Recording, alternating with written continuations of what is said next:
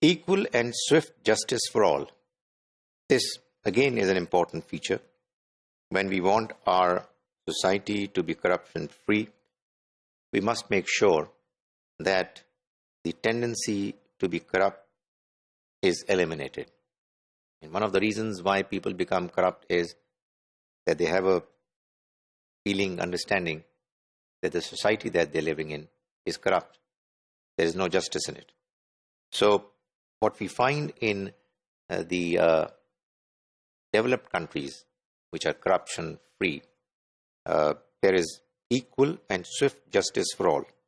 And that has been ensured by judiciary being completely independent. There are no pressures on the judiciary. They are given facilities in a manner that they feel that they don't need anything else for them to be bribed. They have guaranteed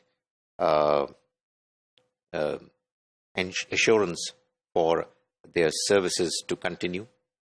And therefore, when they are taking decisions, they are taking them only on the basis of objectivity.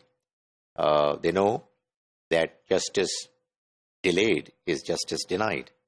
And therefore, the system is geared to make sure that the decisions are taken as quickly as possible.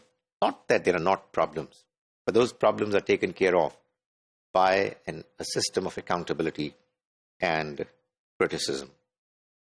Objectivity is ensured to make sure that no individual is preferred because of his family background, color of his skin, gender, nationality, or whatever.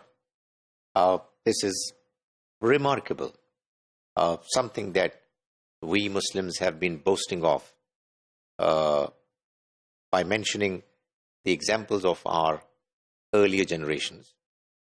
Quite clearly, the companions of the Prophet, may God's mercy be on him, and the later Muslims, many of them were quite similarly honest people. But then obviously, that's a story of the past. The fact of the matter is that what we find is equal justice for all, which is swift as well, which causes people to then not be corrupt. And again, the spirit of the rule that no one is above the law is followed.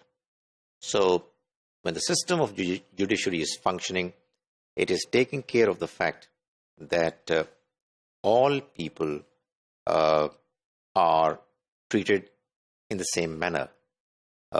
This is because of the fact that the law is considered to be sacred.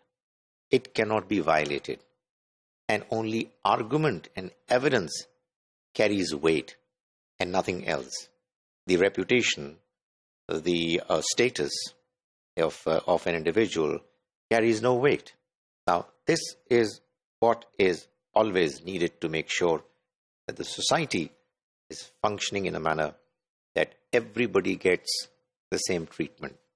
So, equal and swift justice, if it is provided to all people, then you can have the kind of confidence that is going to be there in the minds and hearts of individuals living in the society, because they would know that as and when they are going to be deprived of their rights, they will resort to the system of justice and their appeal is going to be adequately heard and the decision is going to be properly taken. This is obviously something which needs to be applied in our societies as well.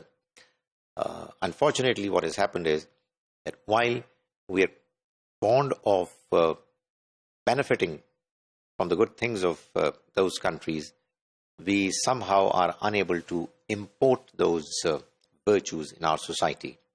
One of the reasons why it doesn't happen is the kind of hatred we have for people of other nations. We don't want to admit that they're doing better than us, and we ought to emulate them in the good things that they're doing. God wants his humans, believers, to be honest, to be humble, to admit, and to follow what is good, no matter wherever it comes from. And that is exactly, unfortunately, what we are not doing.